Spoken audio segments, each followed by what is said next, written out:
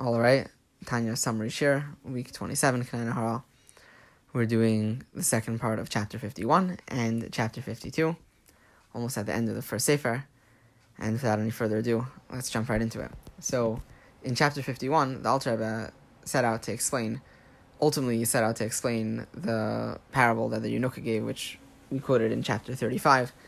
The parable that a person is like a candle, and the Shekhinah is like a flame on the candle, and mitzvahs are oil. So to explain this, the Alter Rebbe said, I need to explain to you first, what does it mean when we say the Shekhinah is in the world?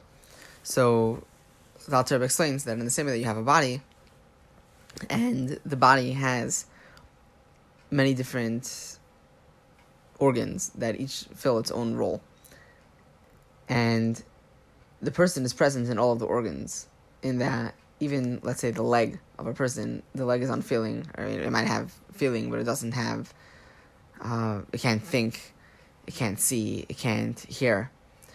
It has a sense of touch, perhaps, but even the bottom of the foot is less sensitive. But ultimately, the entire body responds to the person. When a person wants to move their leg will move. It's not like the leg makes any kind of calculation, oh, is it a good thing to move? Maybe I shouldn't listen to the person now. The body just listens to the person. It's because the person is completely present within their body. So the Alter Rebbe says this is similar to how it works with the Shekhinah, and this is where we jump in this past week's Tanya. So the Alter Rebbe says that similar to how the soul fills the body, in a similar way, the infinity of Hashem fills all of the worlds. Every single detail, every single particle, every single unit of space or of time, everything is filled with Hashem. So the Alter Rebbe says, you might ask the kind of obvious question of, we don't see Hashem in everything. So to that, the Alter Rebbe says, really, Hashem is in everything, only it's very covered over, because otherwise the world wouldn't be able to handle the revelation of Hashem. So, very brief point, but essentially that the world is really filled with Hashem, but things are covered over. So that concludes chapter 51. And then for chapter 52, the Alter Rebbe elaborates on that. So he says that in the same way that with the soul of a person, as we discussed in the beginning of chapter 51, that you would say the soul is most present in the head, and particularly in the brain. That the brain is where a person thinks, makes all of the calculations. It's really an expression of the person's personality, if you will. So over there is where the soul its presence is most felt.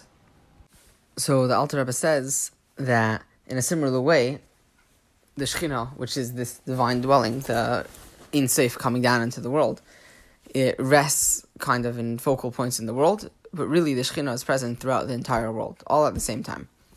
So the Alter Rebbe says that in order for the Shekhinah to be present in the world, it needs to be concealed. There needs to be something covering over it, otherwise whatever it would be revealed in would cease to exist. The Alter Rebbe compares this to light of the sun, which can shine throughout the entire universe, technically. I mean, the light will keep on getting dimmer as it goes, but the light from the sun will reach everything in some way, shape, or form. But the light inside of the sun, in the essence of the sun itself, you can't even say it's light. It's just so intense. That is the sun. It's not proper to say that the light is permeating it, that the light is heating it up. That's the sun itself. There's no room for an existence of light. If light will shine, let's say into Earth, it'll vibrate through Earth, so it'll bounce in between different molecules, maybe heating them up a little bit. Ultimately, it'll permeate everything. But inside of the sun, it's just not even proper to say that the light is bouncing into the sun and heating up the sun more. No, that's the essence of the sun itself. So, in a similar way, when we have the Shekhinah down here, the Shekhinah is permeating everything, but there needs to be some notion of this isn't Hashem in order for the Shekhinah to be able to properly be here. Otherwise, it would just be, this is all Hashem. You can't say that Hashem is dwelling down here. This is Hashem himself. So the Alter Rebbe says, what is this concealment that we can have for the Shekhinah to make that Hashem is taka able to dwell down here? So the Alter Rebbe says that this is Hashem's intellect and Hashem's will, similar to how we have our neshamas that dwell mostly in our heads. That's where you can see the personality. That's where you can see what the person wants or what they think. So in a similar way, Hashem's intellect is invested in all of the worlds. He has thoughts about all of the worlds and how they should be. And ultimately, there's the pinnacle, the top of each world. Going back into the four worlds kind of thing, the Alter Rebbe elaborates a lot on this. He discusses which parts of Torah are quintessential to their level to their world. But ultimately, all of the Kabbalistic bits aside, the Alter Rebbe says that in each world, whatever the pinnacle of that world is, that is where the Shekhinah is invested most. Ultimately, all of these worlds are referring to metaphysical planes of our existence. I prefer to say the word brain, B-R-A-N-E, but some level of our existence that this permeates until ultimately comes down into the physical world in the form of the Kodesh HaKadoshim. But that's for next week, Mir Hashem. So, pretty short, Tanya, this week, next week we're making Simon Mir Hashem. We'll be wrapping up this concept of talking about how the Shekhinah permeates all worlds, what it means for us, and then we'll jump into a little bit about Chinuch and a little bit about the unity of Hashem, what it is and how it is. Looking forward, and have a Chag Kosher Sameach, a Kabbalah Torah of Simcha V'Pnimiyas.